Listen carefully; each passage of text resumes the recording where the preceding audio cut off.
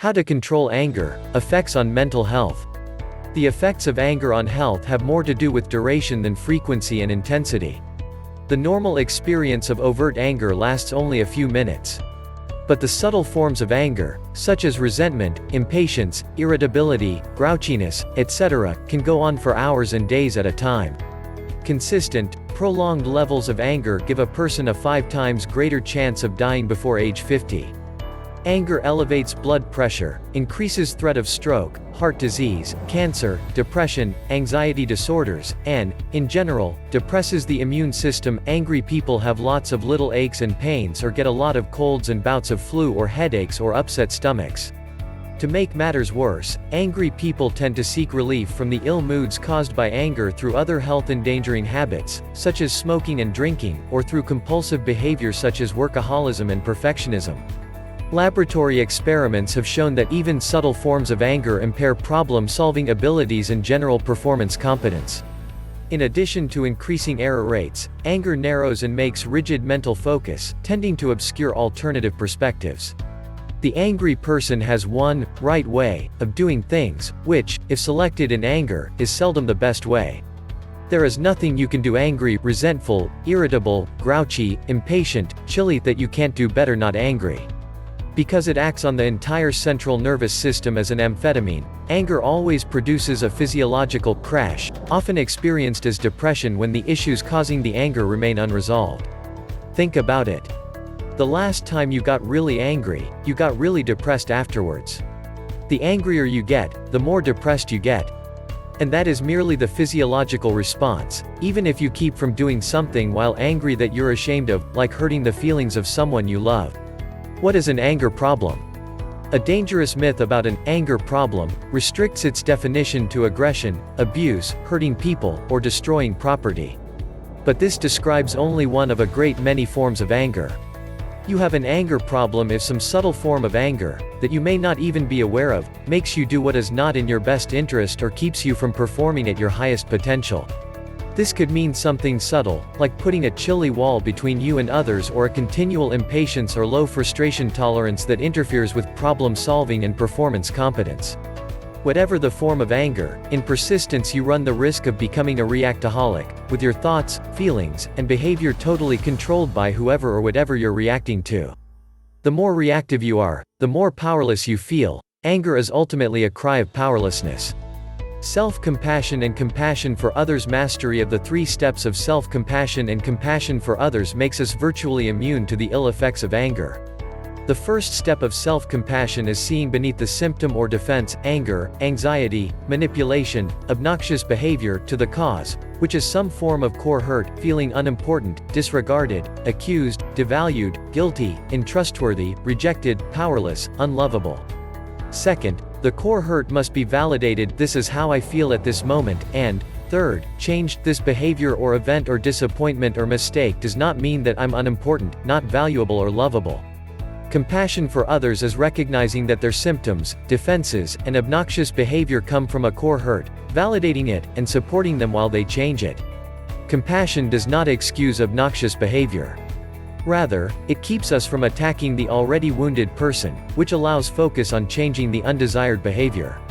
Anger regulation versus anger management. Regulation of anger means healing the hurt that causes it by internally restoring the core personal value that seems diminished by the behavior of another. In contrast, anger management requires enduring the hurt that causes the anger but redirecting its effects to avoid aggression and trouble. Anger regulation employs the principles of emotional intelligence, awareness of internal experience, the ability to control the meaning of one's emotional experience, and empathy for the emotional experience of others. An excellent regulation technique, called HEALSTM, obviates the powerlessness of anger by providing the sense of internal power, well-being, self-compassion, and compassion for others necessary for optimal health and problem solving. HEALSTM is a technology that, with practice, automatically invokes a response of self-compassion and compassion for others whenever anger and other symptoms and defenses are stimulated, keeping the focus on solutions to the problem, rather than attacking the person. More than 90% effective in lowering anger to problem-solving and performance-efficient levels, HEALSTM can be learned in 3 or less sessions of training. Anger at your children. Who has the power? Every parent since the beginning of time has been painfully aware that children can do a great many things to irritate, frustrate, and otherwise turn the pleasant feelings of their caretakers into moods from hell. Those same creatures who look like little darlings when they sleep can almost at their whim produce headaches, upset stomachs, jangled nerves, strained muscles, aching bones, and overloaded emotional and sensory circuits. But there's one thing that even the most exuberant or obstinate of children cannot do: they can't make us angry. They cannot force us to give up internal regulation of our emotional experience. To understand this scientific fact that seems to fly in the face of common sense, consider the psychobiological function of anger. Why anger is a problem in families: an automatic response triggered whenever we feel threatened. Anger is the most powerful of all emotional experience. The only emotion that activates every muscle group and organ of the body. Anger exists to mobilize the instinctual fight or flight response meant to protect us from predators. Of course, our children are not predators. For the vast majority of problems in family life, anger constitutes overkill and underthink.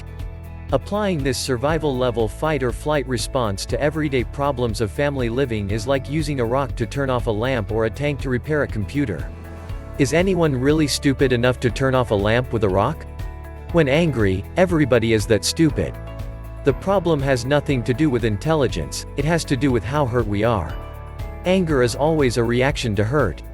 It can be physical pain, which is why, when you bang your thumb with a hammer while trying to hang a picture, you don't pray. Far more often, though, anger is a reaction to psychological hurt or threat of hurt, in the form of a diminished sense of self. Vulnerability to psychological hurt depends entirely on how you feel about yourself. When your sense of self is weak or disorganized, anything can make you irritable or angry. When it's solid and well integrated, the insults and frustrations of life just roll off your back. For instance, if you've had a bad day, if you're feeling guilty, a little bit like a failure, or just disregarded, devalued, or irritable, you might come home to find your kid's shoes in the middle of the floor and respond with, "That lazy, selfish, inconsiderate, little brat." Yet you can come home after a great day of feeling fine about yourself, see the same shoes in the middle of the floor and think, "Oh, that's just Jimmy or Sally," and not think twice about it. The difference in your reaction to the child's behavior lies entirely within you and depends completely on how you feel about yourself. In the first case, the child's behavior seems to diminish your sense of self. If he cared about me, he wouldn't do this. If my own kid doesn't care about me, I must not be worth caring about. The anger is to punish the child for your diminished sense of self. In the second instance, the child's behavior does not diminish your sense of personal importance, value, power, and lovability. So there is no need for anger. You don't need a tank to solve the problem of the shoes in the middle of the floor. Rather, the problem to be solved is how to teach the child to be more considerate in his behavior. You won't do that by humiliating him because you feel humiliated. His reaction to humiliation will be the same as yours: an inability to see the other person's perspective, an overwhelming urge to blame, and an impulse for revenge or punishment. Modeling anger regulation for children. Although their intellectual maturity is far less advanced than that of their parents, children experience anger for the same reasons as adults, mostly to defend the sense of self from pain and temporary diminishment. At the moment of anger, both children and adults feel bad about themselves. Making angry people feel worse about themselves will only make things worse. Rather, children must learn from their parents that the sense of self is internal and can be regulated only within themselves. They must restore their own sense of core value while respecting the rights of other people, which means regulating the impulse for revenge through validation of the hurt causing the urge for revenge, and through understanding the perspective of the person at whom the anger is directed. They will only learn to do this by watching their parents do it. Self-compassion and compassion for others. Mastery of the 3 steps of self-compassion and compassion for others makes us virtually immune to the ill effects of anger. The first step of self-compassion is seeing beneath the symptom or defense, anger, anxiety, manipulation, obnoxious behavior, to the cause, which is some form of core hurt, feeling unimportant, disregarded, accused, devalued, guilty, untrustworthy, rejected, powerless, unlovable.